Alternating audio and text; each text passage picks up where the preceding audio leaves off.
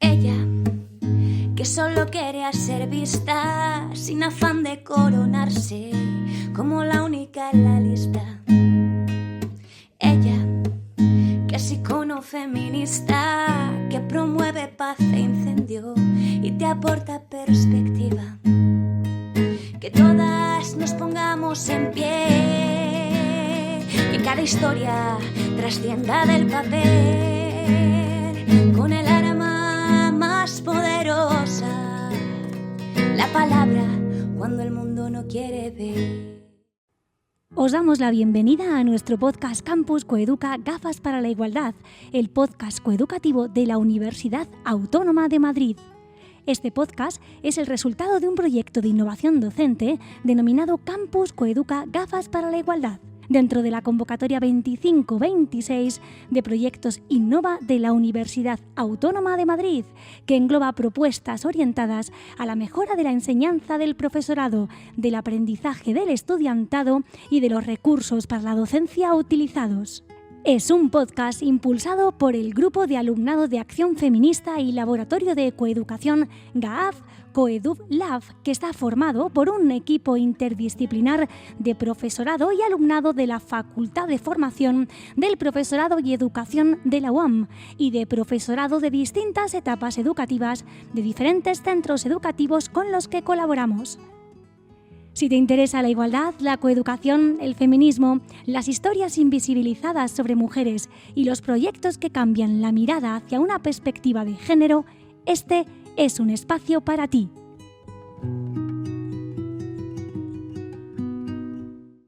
En esta segunda parte del episodio vamos a continuar entrevistando a Guiomar Merodio, que es profesora ayudante doctora del Departamento de Pedagogía en la Facultad de Formación de Profesorado y Educación de la Universidad Autónoma de Madrid. Como profesora de métodos de investigación, ¿qué significa para ti investigar desde esa perspectiva de género, desde esta perspectiva feminista?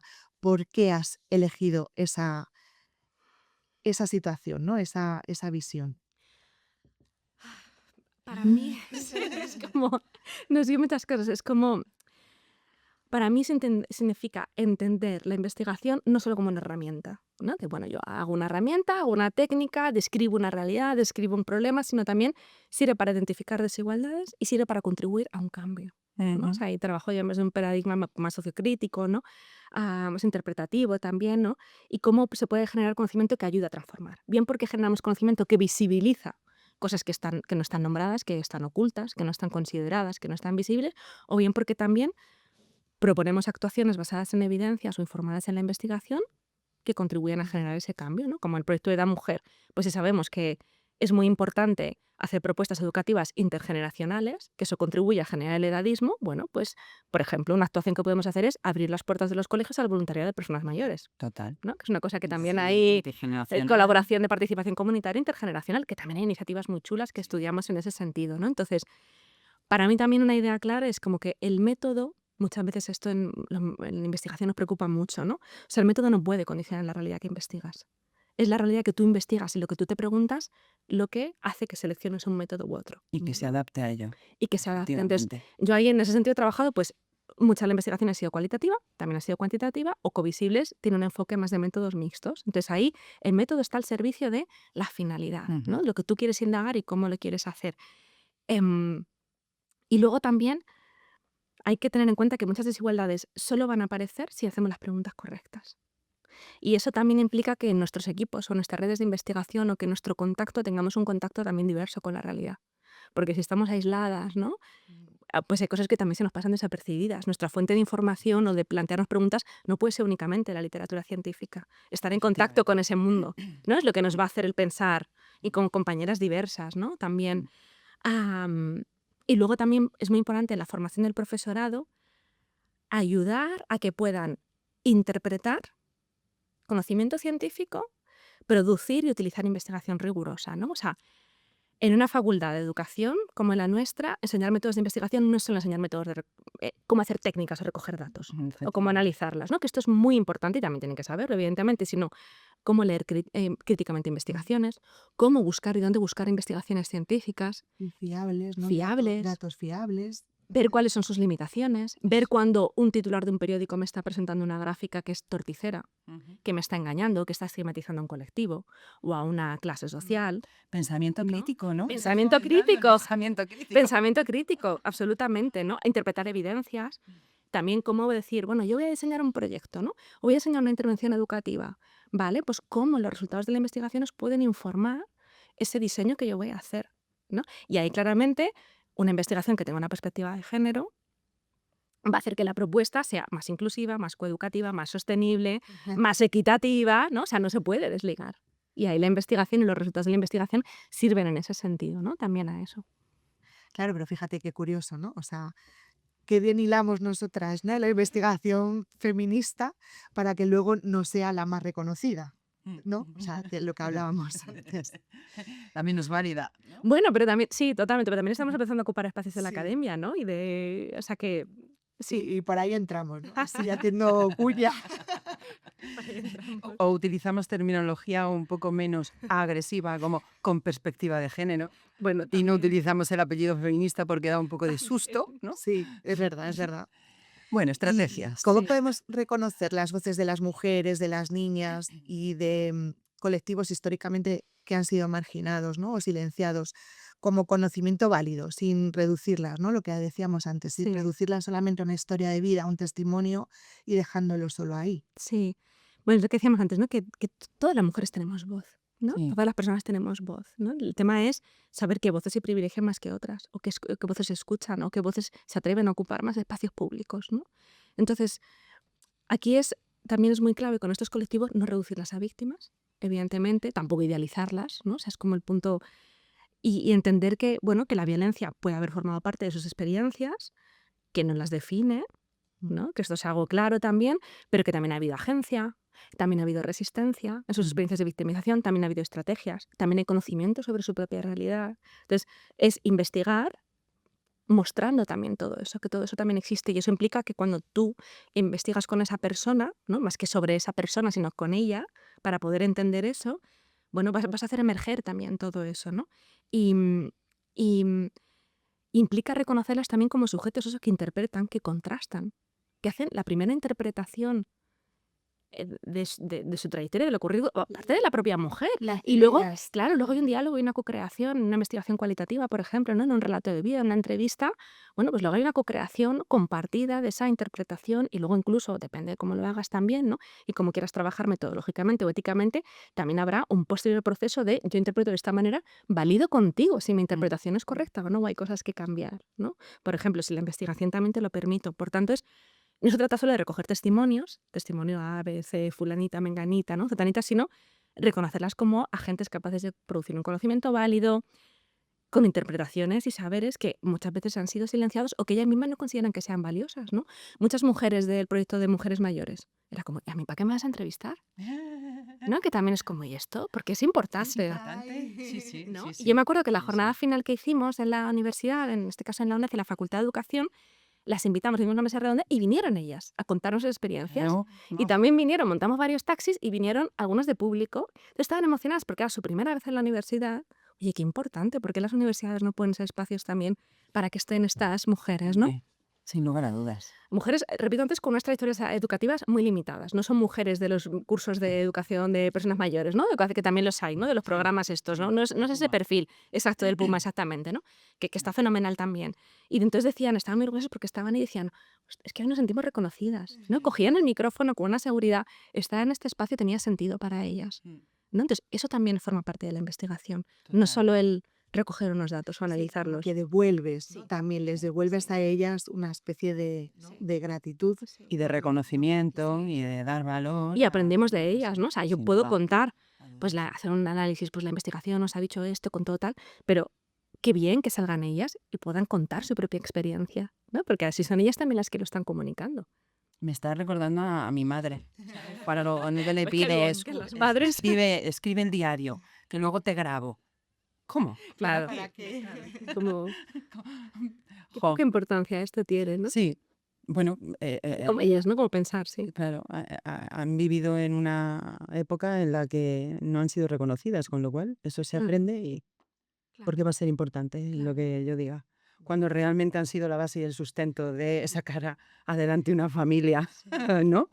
Totalmente. Uy, madre. Y en cuanto a cuestiones éticas que a veces nos preocupan tanto, de hecho lo hablábamos antes, ¿no? Que muchas veces no somos expertas en cuestiones éticas, Mm. ¿no? Y cuando tenemos que investigar, es algo que tenemos que tener ahí presente. ¿Cómo podemos reconocer en una investigación feminista del tipo que tú estás haciendo cuáles son las cuestiones éticas que tenemos que tener en cuenta? Afortunadamente sobre esto ya ha habido muchos protocolos y muchos avances, ¿no? Sabemos que tenemos sociedades occidentales de investigación casos muy poco éticos de investigación, por decirlo muy finamente, ¿no? Incluso vulneraciones importantes de los derechos humanos, ¿no? Entonces ha habido, pues hay muchos avances también legislativos, de iniciativas internacionales, de asesoramiento, los comités de ética que también tenemos ahora mismo, ¿no? O sea, hay muchas pautas, hay muchas guías, esto y nos ayuda mucho, ¿no? a poder hacerlo, pero también hay que entender, o sea, a mí me gusta pensar en la ética como algo que, o sea, la investigación feminista ética exige entender la ética como algo que atraviesa todo el proceso, no es un trámite inicial, Ujú. ¿no? No es un trámite inicial para poder conseguir esto. Yo puedo tener un papel X que sea importante y luego hacer una investigación que sea desastrosa, ¿no? Entonces, ahí es evidentemente importante el consentimiento informado, el asentimiento informado, la Sí, confidencialidad, la básico. protección de datos. Tenemos ahí todo eso, cualquier persona lo puede buscar, esa información, ¿no? Pero yo creo que también es el pensar el cómo vamos a formular las preguntas. Efectivamente. O sea, cómo escogemos, qué realidad escogemos investigar y cómo preguntamos, tiene que ver también con un posicionamiento ético, ¿no? Entonces, van a reabrir daños. Las participantes de la investigación que van a participar en mi investigación cuentan con apoyos, están bien para poder participar, Claro, lo que hablábamos ¿no? antes. Yo he llegado a estar en una entrevista, interrumpir la entrevista y pararla Efectivamente. y borrar esa entrevista Mm. y derivar a esa persona a apoyo. Porque a mí no me interesa si no está bien, si no lo está pasando bien, ¿no? O sea, lo más importante es la protección, no los datos a toda costa. Y el Y esto es producto importante, final, claro. claro. Pero a Sí, veces estamos sí. en unas lógicas de productividad en la Sí, academia que sí, esto efectivamente. Ya, se olvida. se olvida o no es fácil hacerlo, ¿no? O ciertas presiones. Y ahí también, pues, eso, ¿qué expectativa va a generar mi investigación? ¿Voy a responder a ellas o no? ¿Cómo voy a devolver los resultados? ¿Cómo voy a preguntar? ¿No? Tú también que eres psicóloga, ¿no? De qué importante que has trabajado con víctimas de violencia machista. No es lo mismo preguntar a alguien de ¿por qué no saliste de esa relación? Mm. O a una víctima de trata, ¿por qué aceptaste irte con esta persona si no la conocías tanto? Sí. Claro, es una pregunta que revictimiza. Son preguntas muy De simples, culpabilización de absoluta. culpabilización, de desplazar el problema y la responsabilidad a la ella. mujer, en ella, a decir, oye, ¿qué condiciones, qué apoyos, qué barreras tenías en ese momento que influyeron en esa decisión? Claro. Ujú. Total. ¿No? Entonces, esto también es mucho de, bueno, cómo lo vamos ahí a construir. Y ahí también la investigación feminista ha desarrollado muchas orientaciones de poder hacerlo. Hay muchas investigadoras previas y colegas internacionales que han dado consejos o han reflexionado también. Por aquí otro elemento muy importante es la reflexividad de la propia investigadora, Mm. ¿no? Tenemos que preguntarnos qué posición ocupamos cuando investigamos, qué relaciones de poder hay en el campo, en nuestras propias categorías que proponemos, si limitan o si condicionan la interpretación, ¿no? Vamos a producir un conocimiento de forma responsable. Y ahí, bueno, hay muchas, como decía, muchas colegas que han reflexionado, que han escrito, te diría también que han escrito desde el área de métodos de investigación y que han pensado mucho sobre ello y que nos ayudan. Claro, porque eso que hablas de las relaciones de poder puede ocurrir en una investigación que tú uses o que de forma no consciente tú te sitúes en una relación de poder con esas mujeres Claro, o que ellas incluso perciban, ¿no? Esa claro, relación de poder, ¿no? claro. Y en ese caso, ¿cómo trabajamos? Quizás explicitándolo, ¿no? Cuando sea posible, ¿no? O sea, yo creo que es entender que, bueno, que estamos en un mundo en el que pues, ser profesora de una universidad o de un proyecto de investigación también tiene una categoría, Ujú. ¿no? Entonces, por mucho que cuando tú vas a hablar con una mujer mayor sin estudios universitarios, con una discapacidad o con una movilidad reducida, que vive en un barrio muy humilde, que casi no ha tenido ninguna consideración, y tú vas, ¿no? A la cocina de su casa o tú vas a la cafetería de abajo de su casa a hablar con ella, pues claro que impone. Hombre. Pero igual que impondría si mañana viene el gran catedrático de no sé dónde a preguntarme a mí. Claro. Sí, ¿no? sí, Entonces, ahí efectivamente. tiene que mucho ver con las habilidades comunicativas, con cómo te has acercado, cómo vas La a continuar, empatía. claro, esa relación, ¿no? Con cómo seas, con las expectativas que pueda tener esa misma persona, Mm. ¿no? Y con Y recursos, explicitarlo. ¿no, Guiomar? O sea, con tener recursos. Lo que hablas tú de que ya ha habido colegas que nos pueden dar información de cómo se hacen las cosas bien, a mí me parece importantísimo. Yo lo hablaba con Lola, pues no sé si fue ayer a través del WhatsApp, que hay determinados temas a los cuales yo no me siento capaz de enfrentarme a cómo organizar esa entrevista. Lo primero, porque hay temas que no controlo Ujú. y además tengo cierto temor a meter la pata hasta lo más profundo. Yo qué sé, hablábamos, por ejemplo, del colectivo LGTBIQ+, que, a ver, tú puedes ser tremendamente sensible, pero después plantearte una investigación y con la primera pregunta ya meter la pata Ujú. y hacerlo mal, ¿sabes? A mí me parece fundamental que haya, pues eso, escuchar o leer a las personas que saben sobre esto. Y algo que tú acabas de decir que a mí me parece muy importante, María José, que es la humildad y la honestidad. Sí, Ay, bueno, sí, Esto no claro. puedo, yo esto no sé, sí. ¿no? ¿Cuántas veces hay que esa presión por lanzarle o por saberlo todo, más en un ámbito como la academia que tenemos que saberlo todo? Oye, yo sé mucho y hago muy bien ciertas cosas y hay otras que no conozco tanto y para eso tengo amigas y amigos y mi red que me pueden ayudar, que me pueden complementar o propongo una investigación con equipos, con personas increíblemente potentes y maravillosas que conjuntamente vamos a trabajar sobre eso, ¿no? Ujú. Y luego habrá cosas, o habrá días en los que uno no se siente bien, o en los que... Yo creo que esa honestidad de reconocerse cuáles son las limitaciones que tiene una misma, bueno, hace también que seas una buena investigadora, ¿no? Sí, bueno, sí. Sí, El tener cada vez más dudas, ¿no? también, es que eso eso a mí me parece un buen indicador. Pues algunas sufrimos, ¿eh? Porque dices, ¿cuándo llegará el momento en el que lo sepa todo? Es una utopía y una ilusión, no suelo pensar así, pero bueno, sí, que Y también hay formas de metodológicamente, ¿no? Pues a lo mejor puedes hacer un comité asesor o un panel de personas expertas, o si vamos a investigar sobre un tema, pues, ¿no? Que puede herir sensibilidades porque culturalmente sea sensible o pueda reproducir estereotipos racistas, ¿no? O transfobos, pues, hombre, pues rodeémonos de entidades, de colectivos, no solo de colegas de la academia, de activistas de ese tema y pongamos en común un guión de preguntas, pongamos en común si estamos interpretando bien, ¿no? cosas Entonces, esas cosas que no alianzas vemos, sí. nos ayudan Sí, sí. metodológicamente.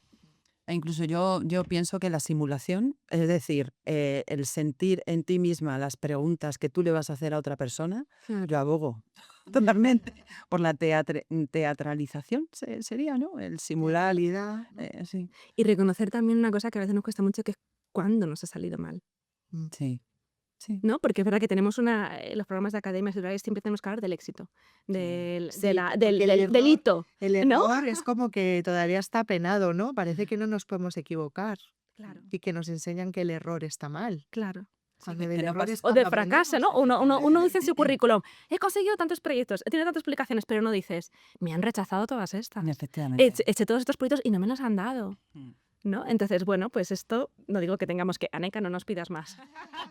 Pero sí que de alguna forma el decir, oye, esa honestidad, ¿no? De poder decir con las compañeras con Sí. tranquilidad, estoy atascada en esto, no he sabido, no puedo más, o podría hacerlo, pero mira, es que ni siquiera quiero falta. ya esto, o me falta, ¿no? O fui a hacerlo con esta mujer, lo intenté de todas las maneras, no conectamos en esa entrevista y creo que lo he hecho muy mal, Sí. ¿no? O sea, por eso también es muy importante cuando hacemos investigación, por ejemplo, tengo cualitativa, ¿no? Luego preguntarnos, el decir, ¿qué tal ha ido? ¿No? O sea, escribir como un diario de campo reflexivo de cómo me he sentido, qué cosas podría haber hecho diferente y ponerlo también eso en común si tienes un equipo. Mm. Ujú. Además, ese para mí es uno de los valores de la investigación cualitativa. Sí. Es decir, es una cosa que a mí me motiva mucho, porque lo cuantitativo parece que está como encajonado y es esto, esto y esto. Y obtendremos resultados en base al análisis de esos datos de forma cuantitativa. Pero lo cualitativo es como algo vivo, ¿no? Sí. Y que cambia. Y Sí. que, Y flexible y abierto.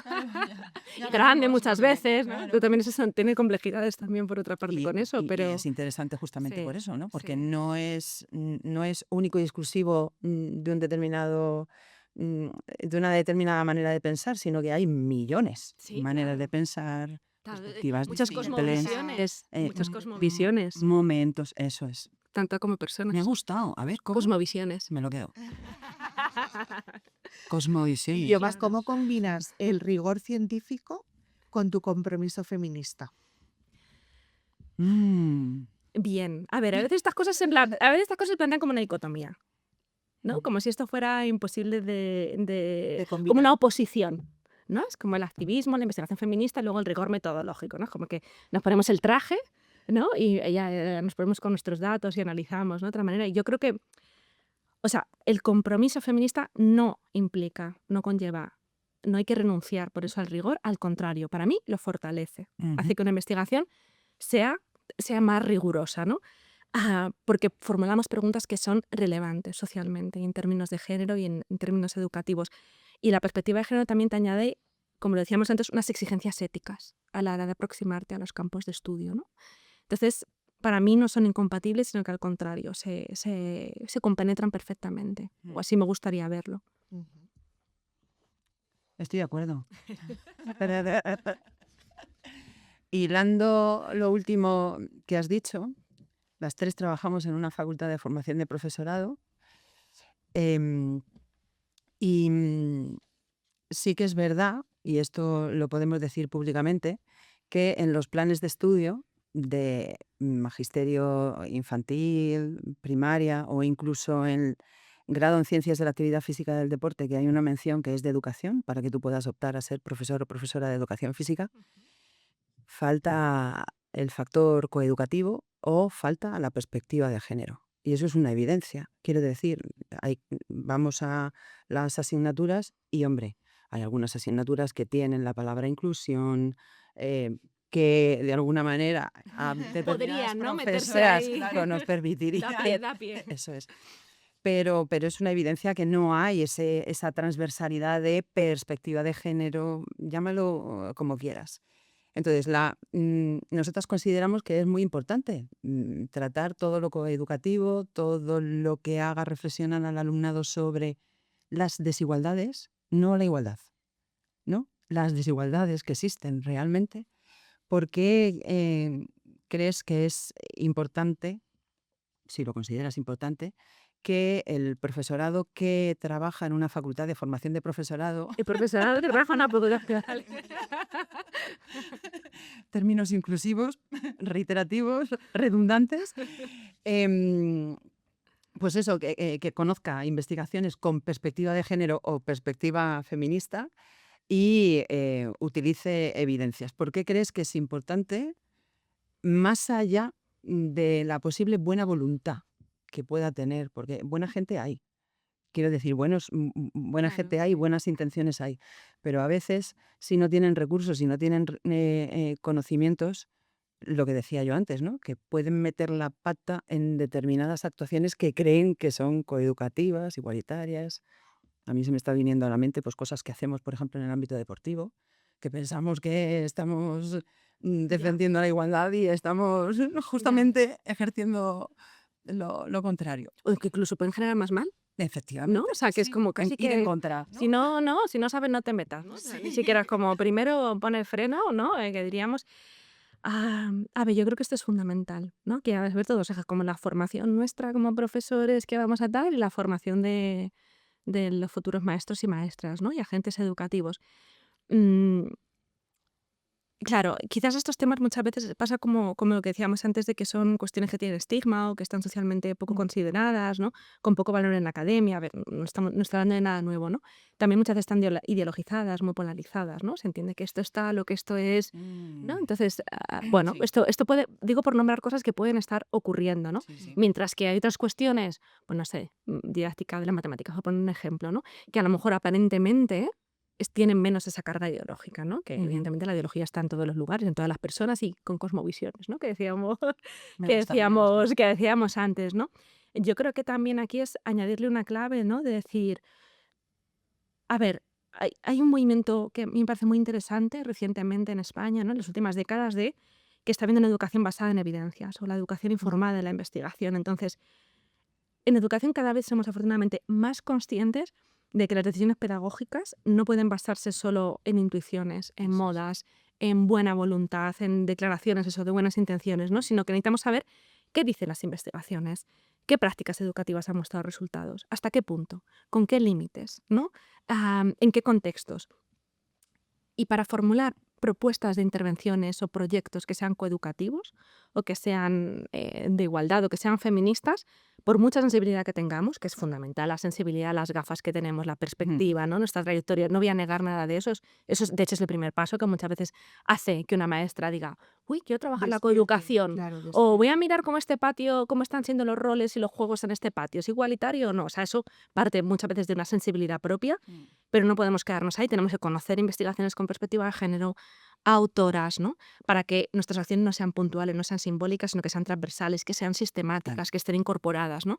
Y ahí es importante que el profesorado sepa cómo leer evidencias, cómo buscarlas, detectar sesgos y diseñar propuestas ajustadas a cada uno de estos contextos, ¿no? Entonces, para mí, una buena coeducación es aquella que también es capaz de no solo tener una educación comprometida con la igualdad, sino también que esté informada por la investigación, que sea rigurosa, que esté planificada, que sea evaluable también, que podamos evaluar qué efectos ha tenido, ¿no? Y con indicadores de género también. Y ahí tenemos también, bueno, muchas colegas que también han contribuido para ello, entonces yo tengo que saber todo eso, ¿no? Y luego entender que evidentemente la educación no es neutral en temas de género, ¿no? Entonces, a mí me parece que eres mejor docente y por aquí van todos los organismos internacionales también van por aquí. O sea, que no es solamente una declaración de un posicionamiento político que yo puedo tener, que lo tengo, evidentemente, como todo el mundo tiene el suyo, sino que también es una buena práctica. Efectivamente. Lo que pasa que, claro, está como muy vinculado, es lo que dices tú, a una cuestión ideológica. Sí, Y eso yo creo que es como una especie de muro o bloqueo que no permite a determinadas personas plantearse que eso que dice la investigación es una buena práctica educativa, no coeducativa, Mm. ¿de acuerdo? Que sí, incluso es exacto, sí, educativa, sino o si no lo es. una buena práctica. Claro. Y Es se decir, confunde con el adoctrinamiento, efectivamente. como nos señala muchas veces, ¿no? Muchos de nuestros estudiantes, normalmente varones, confunden, ¿no? Que hagamos este tipo de prácticas con adoctrinamiento. Y los Y se nos evalúa así y se nos rechaza de esta manera con esta palabra, ¿no? Es que nos estáis adoctrinando. o nos estáis obligando a Sí, justo. hacer esto cuando realmente no es una cuestión de obligación, de la misma manera que se inventa o se estudia o se consolida un modelo pedagógico, que ahora se está hablando, antes se hablaba de estilos de enseñanza, estrategias, técnicas, herramientas, pim, pam, chipún. Ahora hay una tendencia a intentar comprobar que realmente una manera de enseñar y una manera de aprender con respecto a esa estrategia técnica, llámalo como te dé la gana, es efectiva en el ámbito de la igualdad o incluso en el ámbito de eh, crear pensamiento crítico para entender que los derechos humanos son derechos humanos para todos y para todas.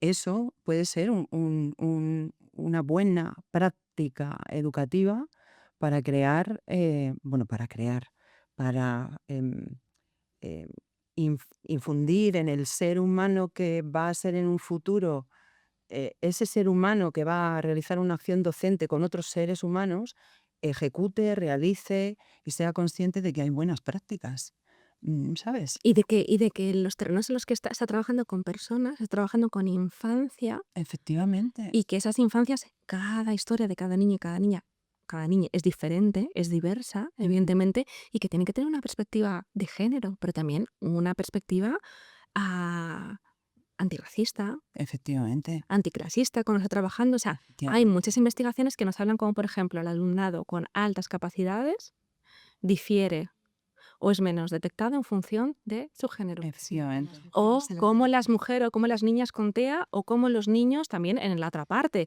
como hay mayores índices de fracaso escolar entre niños que entre niñas. Entonces, ahí la perspectiva de género nos ayuda a poder explicar esos fenómenos educativos Total. y nos ayuda a poder detectarlos y prevenirlos. Si yo sé que eso está operando, si yo sé que eso está pasando culturalmente y socialmente, ¿no? Si yo sé que hay familias de minorías culturales que tienen más barreras para participar en mi clase o en mi aula, en las propuestas educativas, si yo soy consciente de eso, puedo ser una maestra que consiga tener una mayor sensibilidad, una forma de aproximarme, una forma de fomentar una participación, por ejemplo, esas mujeres diferente. Y eso, los estudios lo que nos dicen es que tiene una mejor incidencia para los aprendizajes. No es que no hablamos solamente de una declaración política de, ay, es que esto éticamente está muy bien, que puede estar muy bien. Es que Hay investigaciones, y conocerlas también es importante, que nos hablan de que ciertas formas de organización del aula, de participación de las familias, Son genera efectivas. mayores aprendizajes competenciales, Eso es. instrumentales, en áreas fundamentales y también una mejora de la convivencia. Totalmente. Entonces, si yo sé que hay niñas y niños en centros de educación primaria que sufren abusos, acoso, pero también abusos sexuales, porque los vemos en las noticias, que son la punta del iceberg. Sí. Si yo sé que hay niños y niñas que tienen miedo, Ujú. o que cuando transitan a la secundaria, bueno, tienen muchas dificultades y que sufren bullying, que no se sienten seguros para expresar en libertad su identidad, sea la que sea, ¿no? O su orientación, o su expresión de género. Bueno, ¿yo qué tipo de aula quiero construir? ¿Quiero construir un aula donde mi alumnado sea libre de expresarse, de sentir, Un lugar de seguro. amar, un lugar seguro donde aprender? Sabemos, por ejemplo, cómo el bullying, hay investigaciones sobre esto, incide negativamente en la adquisición de aprendizajes, por ejemplo, de las matemáticas. Hombre, claro. Está muy estudiado. Entonces, si yo quiero ser una buena docente de matemáticas, no solo tendré que conocer qué propuestas didácticas tienen mejores resultados, ¿no? Qué formas de trabajar, sino también que tener un aula en el que mi alumnado se sienta seguro y donde no haya acoso va a generar mejores aprendizajes para todo el grupo, no solo para la persona que sufre el acoso, porque sabemos que el acoso, la violencia y el acoso, quienes estudiamos en violencia tenemos muy claro que la violencia genera daño, siempre, a quien la sufre y a quien está alrededor. La violencia genera daño, entonces no es lo mismo crecer, aprender, desarrollar tu identidad en un contexto libre de violencia, igualitario, Mm. ¿no? Donde uno pueda expresarse en libertad, vestirse como Equilibrado. quiera, equilibrado, etcétera, que en uno en lo que eso no esté pasando. Y también las investigaciones nos dicen que el profesorado ve y percibe muy pocas veces casos de violencia. Solamente se entera de lo último, de la punta del iceberg. Fíjate. Entonces, si sabemos todo eso, podemos ser más sensibles a decir, uy, yo ya sé que los estudios dicen esto. ¿Estaré sabiendo todo lo que ocurre en mi clase? ¿Seré un profesor y un espacio seguro para que alguien venga a contarme a mí algo que ha visto que alguien sufre o algo que alguien sufre directamente? ¿Sabré responder cuando eso ocurra? Claro, Y darle es que son preguntas básicas de básicas. pensamiento crítico, de reflexión. Esto es para ser un mejor, es para ser un mejor De docente. autorreflexión Claro. docente, de que, ¿no? Que es lo que debemos transmitir a nuestro alumnado, que se haga esas preguntas. Exacto. Claro. Y quitarle esa palabra de ideología, ¿no? Esto no es ideología. Esto es Esto es lección. esencia básica de una persona que quiere ser no solamente mejor persona, sino un buen profesional en el ámbito de la docencia. Y de derechos humanos, y de Efectivamente. derechos a la educación, ¿no? De la infancia también, derechos de la infancia. El otro día con María Matarranz también, en la entrevista que estuvimos hablando, surgió la anécdota de que hay una comunidad en España que ha decidido que se va a negar la entrada en los centros educativos de cualquier ponencia, taller, charla, etcétera, que no sea neutral. Entonces, claro, hablábamos de, bueno, lo primero, es un pensamiento tremendamente infantil, porque ¿qué es eso de neutral? Sí, sí. Me gustaría conocer a alguien que sea Claro. neutral. No, o define neutral. Claro, sí, ¿Qué- sí, para qué- ¿Qué es empezar. neutralidad? ¿Estar metida en un frasco de formol en formato NASA? ¿Sabes? Que yo no era capaz de entender cuál era la esencia de el propósito de esa noticia, aunque después te la leías y intuías claramente que lo que no quieren es problemas con las familias, porque claro, es un derecho constitucional que tú quieras que tu hijo y tu hija o tu hija se eduque porque tienes libertad. Esa es la libertad de poder decidir cómo quieres que se eduque. Claro.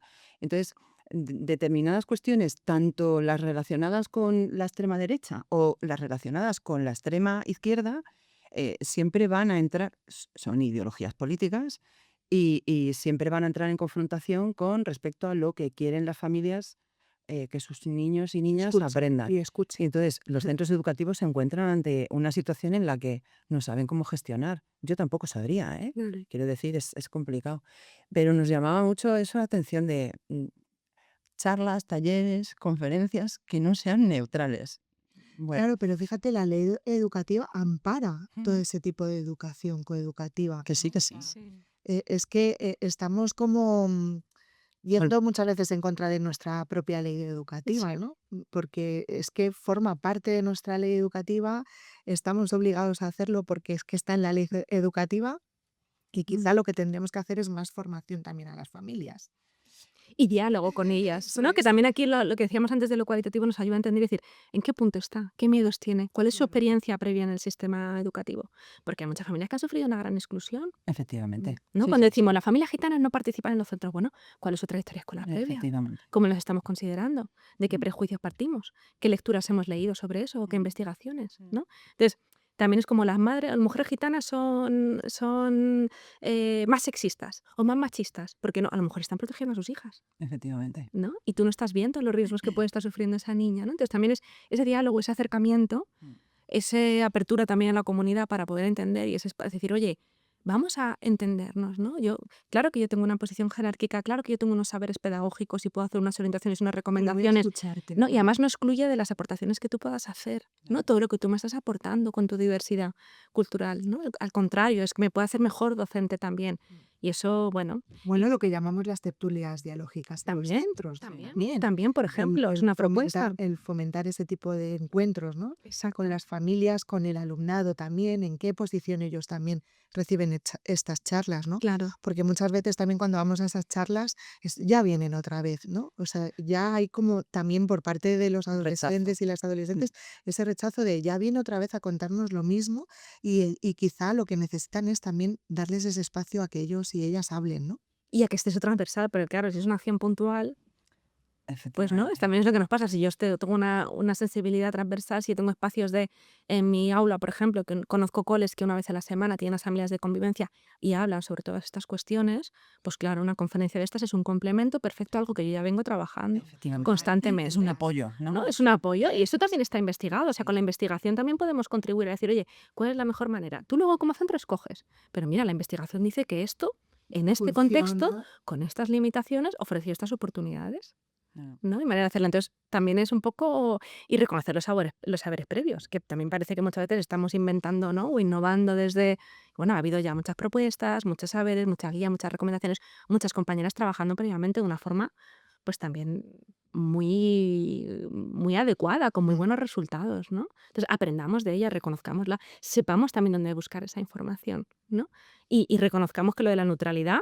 Bueno, totalmente, pero es que además también yo diría, la investigación feminista precisamente, junto con otras perspectivas también, ha ayudado mucho a cuestionar esta idea de neutralidad, afortunadamente. Entonces, en ciencia, hablar de eso, en ciencias sociales, bueno, está ampliamente cuestionado, ¿no? Ya. Hablamos de rigor, Sí, sí, sí, sí. de fiabilidad, de otros criterios, pero neutralidad, ¿no? Es... Y hilando esto con el tema anterior que era incómodo en ese proyecto de investigación sobre la trata, tratar temas sobre el acoso, la violencia en el ámbito formativo, ¿cómo lo ves?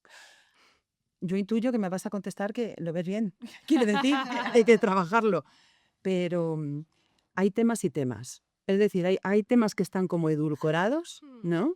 Venga, vamos a hablar de la igualdad de oportunidades, que no da miedo, aunque hay determinadas cuestiones que si las tratas en el aula sí que pueden dar mucho miedo, ¿no? Porque hay pensamientos justamente basados en esa ideología o en una familia pues, que a lo mejor piensa que hay determinados roles que tiene que ejercer el hombre con respecto a la mujer, que contra eso es difícil de luchar, pero ¿cómo tratamos esos temas en el ámbito formativo, en el ámbito educativo? ¿Son fáciles? ¿No son fáciles? Recurrimos a la investigación, como estabas diciendo. Porque es un melón. Es un melón, no es una pregunta nada fácil. Quiero decir que, o sea, sí en Hemos general... venido aquí a pasarlo mal. Hemos venido aquí a disfrutar, que estos son los retos mejores. Pero no, yo creo que, ¿cómo lo hacemos? ¿Estás siempre informada por las evidencias? No. ¿No? O sea, quizás la primera es no siempre, a veces, cada vez más, quizás. Yo soy positiva, soy optimista. En ese sentido, puede ser. Quizá ocurre también que a veces hablamos de la boca pequeña con esto, ¿no? Cuando yo, por ejemplo, os he puesto el ejemplo de hay niños y niñas de sexto de primaria y de quinto de primaria que han sufrido abusos sexuales en el centro educativo, ha habido como un silencio de... Bueno, lo digo por las noticias, ¿eh? No solamente por los estudios. Totalmente. Entonces es niños, niñas, ¿eh? Me refiero. Entonces es como, claro, es que esto, ¿y si te toca? ¿O hay niños y niñas que se suicidan? ¿Y si te toca? ¿no? Entonces, estoy hablando de los casos más horribles, Sí, de la punta del iceberg, ¿no? Pero, claro, ¿tú qué herramientas vas a tener, ¿no? Entonces, hay que entender que quienes estamos enseñando a futuros niños y niñas, como somos docentes o agentes educativos, no solamente transmitimos una instrucción, un conocimiento, sino que somos agentes de socialización, ¿no? Que esto es una perspectiva también socioeducativa que a mí me gusta también mucho tener, ¿no? Porque esto nos permite entender que los niños y niñas no están aprendiendo solamente inglés, o no están aprendiendo únicamente conocimiento del medio, están aprendiendo a relacionarse, están aprendiendo a saber qué es la amistad, están aprendiendo a saber qué es el consentimiento, están aprendiendo a entender que el amor no duele o que el amor no mata, ¿no? Están aprendiendo a entender que, bueno, están escuchando discursos que les están llegando, están aprendiendo por los ejemplos que el profesorado tenemos, cómo nos hablamos en los claustros, cómo hablamos de otros Efectivamente. compañeros, cómo hablamos de las familias, ¿no? No solamente con lo que decimos, sino con nuestro ejemplo, ¿no? Con nuestro modelo permanentemente. Entonces, no basta solamente también de cómo transmitir información con los niños y niñas sobre los riesgos, ¿no? No solamente decir, vamos a hacer baños más seguros en nuestros educativos para que no pueda haber agresiones, que también es muy importante, ¿no? Ver eso cómo se podría hacer. Acabo de abrir un melón tremendo, ¿no? Sino, bueno, también que haya espacios pedagógicos donde podamos reflexionar sobre qué ideas del amor tenemos, qué estereotipos nos han llegado, qué tiene que ver los celos, el control, la libertad, ¿no? Porque no podemos hablar de todo eso. ¿Y por qué no podemos hablar de todo eso también incluso hablando de no sé, las tertulias que decías antes? Es que podemos estar leyendo adaptaciones de clásicos y podemos estar hablando de todo eso también, del consentimiento. Si leemos, por ejemplo, no sé, para Romeo y Julieta, ¿no? Quiero decir, La Celestina. o la Celestina, efectivamente, Tenorio, o Fuente Ovejuna, o Don Juan Tenorio, claro, para darse cuenta aquí y pensar quiénes son los Don Juanes Tenorios de hoy en día, ¿no? De la academia, de las discotecas, ¿dónde están esos Don Juanes Tenorios? A ver los hilos. A ver los hilos, ¿no? O sea, Yo tenemos los- una tradición muy yo los grande. veílos.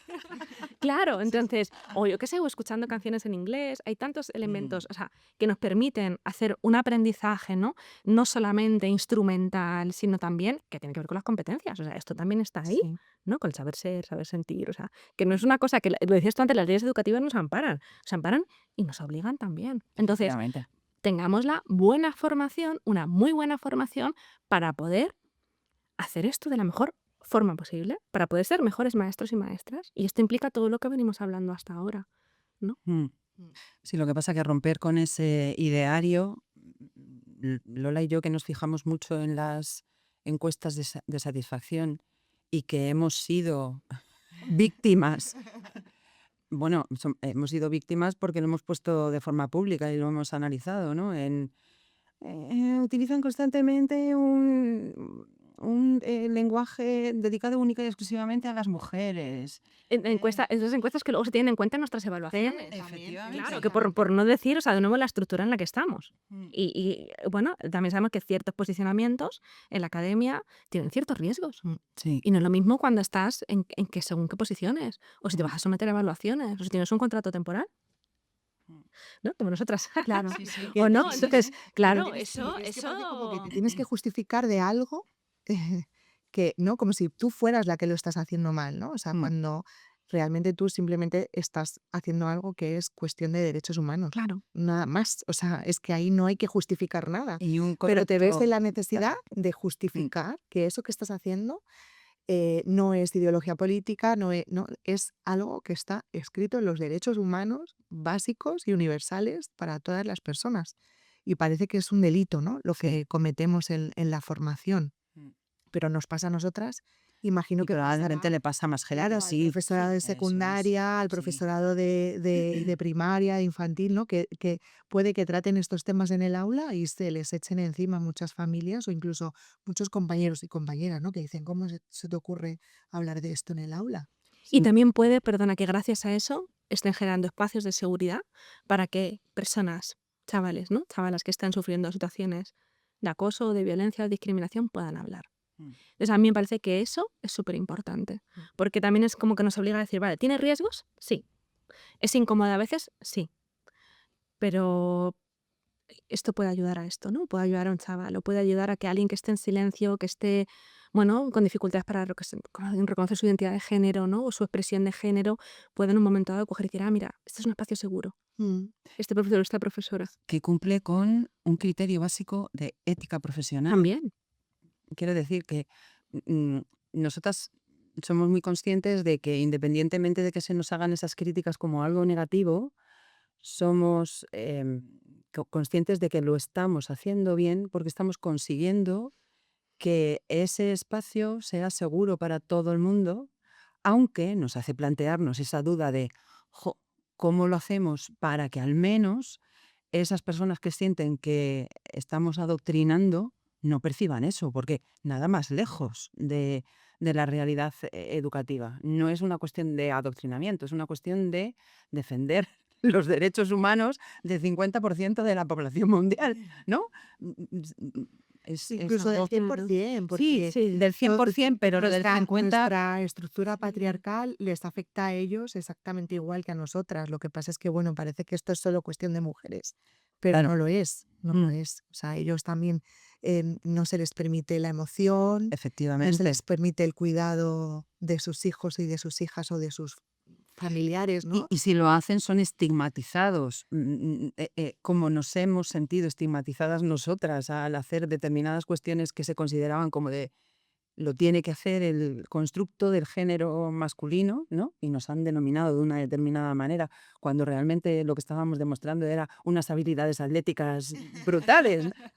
¿Sabes? Que el feminismo tiene que verse como un propósito de equilibrio, punto, por parte de quien lo ejerza, ya sea hombre, ya sea mujer.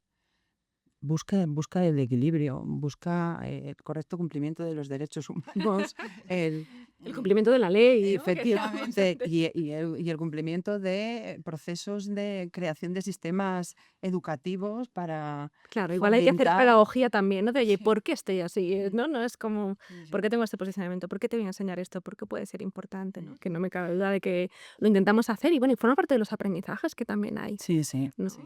Lo que pasa que bueno, que hay muchas Sí. coyunturas, ¿no? Ya Total, hablábamos y antes dificultades, sí, que sí. no solamente es el alumnado, sino tus propios Sí, compañeros, muchas ¿no? tensiones.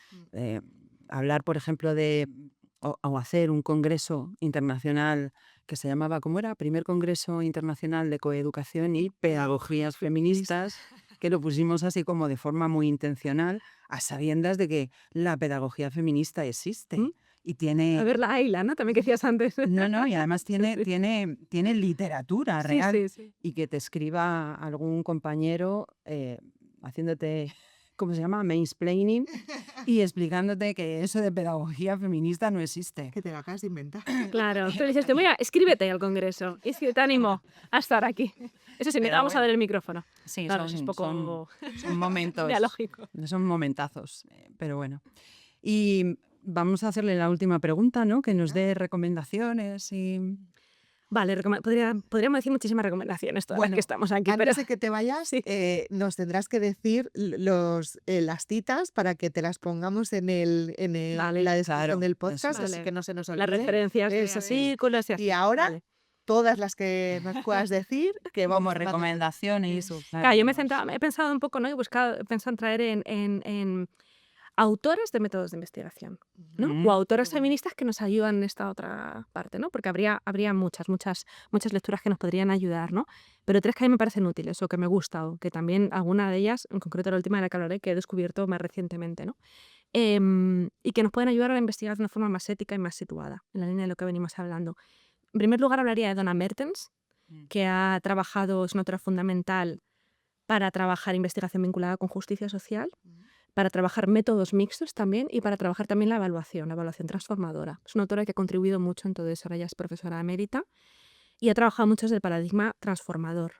O sea, perdona, estamos sí. hablando de una persona mayor. Sí, una mujer mayor, sí, maravillosa de la academia, Donna Mertens, Sí, y es conocida maravillosa, en... pero es conocida, pero ya es mayor. Sí, ¿sabes? bueno, pero también por eso tenemos mucha trayectoria de contribuciones suyas, desde Sí, hace muchos años. Sí, claro, pero hay que darle valor a esa trayectoria de esa Totalmente. mujer Sí. mayor, emérita, que ha aportado tanto. Muchísimo, Yo, muchísimo. por ejemplo, la conozco ahora, a mis 57, un día, ya sabes.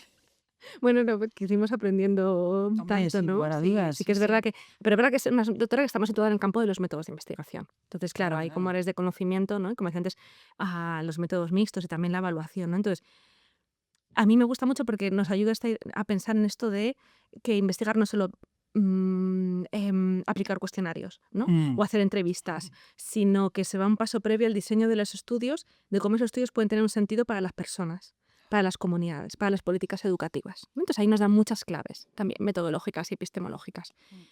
Luego también Donna Haraway, que es una clásica del feminismo, ¿no? Esta ya la conoceremos, tiene muchas aportaciones, pero la cojo aquí por su idea de los conocimientos situados, ¿no? También que no investigamos nadie desde un lugar neutral. Hola, leo Donna Haraway.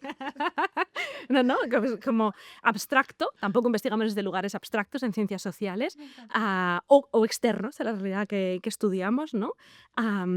Sino que todas las personas partimos de posiciones concretas, cosmovisiones, ¿no? También decíamos antes tenemos una biografía, experiencias propias, una formación, unas preguntas, unos límites, también unos desconocimientos, Efectivamente. ¿no? Es que es lo que hemos venido hablando, ¿no? Entonces, bueno, ¿y esto ayuda al alumnado para qué? Pues para entender que el rigor no consiste en fingir que no tenemos una posición y que somos neutrales, sino en hacerla explícita y en compartirla, ¿no? También es como, bueno, y en pensar críticamente de dónde estamos investigando. O sea, desde la humildad, lo que decías tú antes, Claro, es ¿no? que no hay posibilidad, para mí no hay posibilidad de generar conocimiento si no hay esa humildad y ese diálogo compartido, ¿no? Si esa persona tampoco conoce, bueno, desde qué lugar estás tú situada haciendo esta investigación, Claro. ¿no?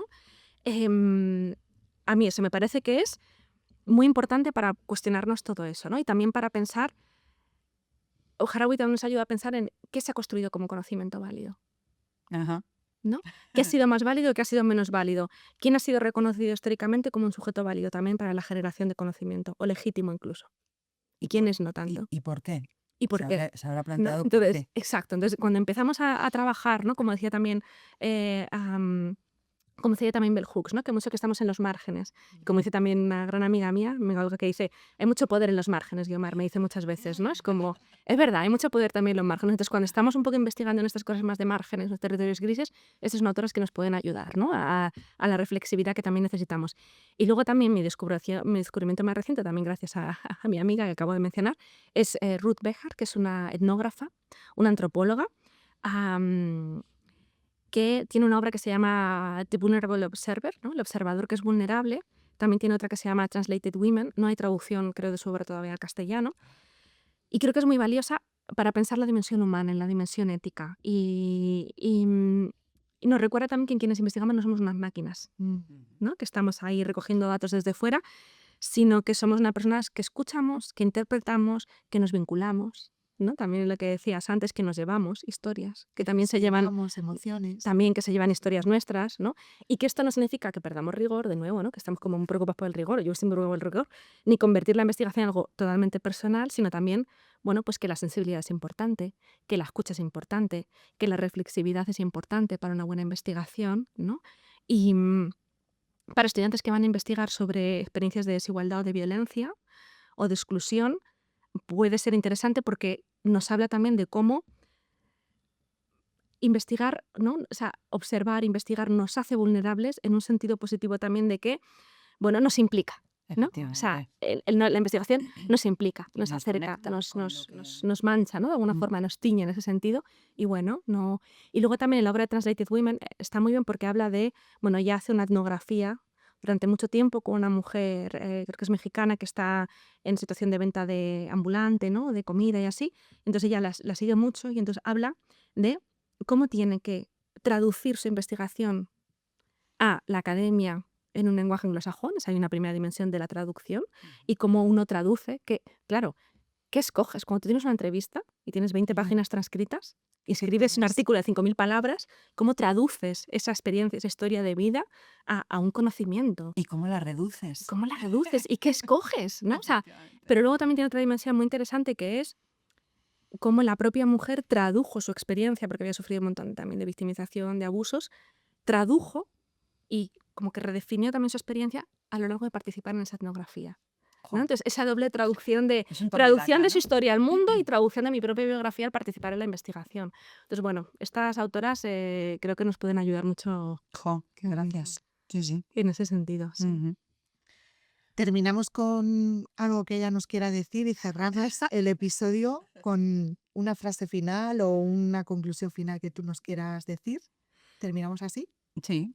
Pues muchas gracias por abrir este espacio también de, bueno, ¿no? De diálogo y esta oportunidad, ¿no? Y de atreveros también a sacar a la luz estas cuestiones importantes, de habernos dado voz también a tantas mujeres que estamos aquí, que espero que el proyecto también continúe, ¿no? Y que me he sentido muy cómoda y muy a gusto. Está bien. También por poner los cuidados ¿no? en la mesa y nada, eso, que muchas gracias. No, gracias a ti, sin lugar a dudas. Hemos aprendido un montón, sí. Gracias por llegar hasta aquí en el episodio de este podcast Campus Coeduca, Gafas para la Igualdad. Ojalá este episodio nos ayude a seguir cuestionando, aprendiendo y construyendo una educación más justa e igualitaria. Gracias por escucharnos. Si te ha gustado, suscríbete y compártelo. Nos podrás seguir escuchando en el próximo episodio. Hasta entonces, ponte las gafas violetas y sigue mirando el mundo con otra perspectiva. Por las que lo intentaron, por las que lo lucharon, por las que no pudieron y a las que callaron, por cada una que un día decidió gritar. Hoy nos unimos todas, comienza el despertar. Que todas nos pongamos en pie, que cada historia trascienda del papel, con el arma más poderosa, la palabra, cuando el mundo no quiere ver.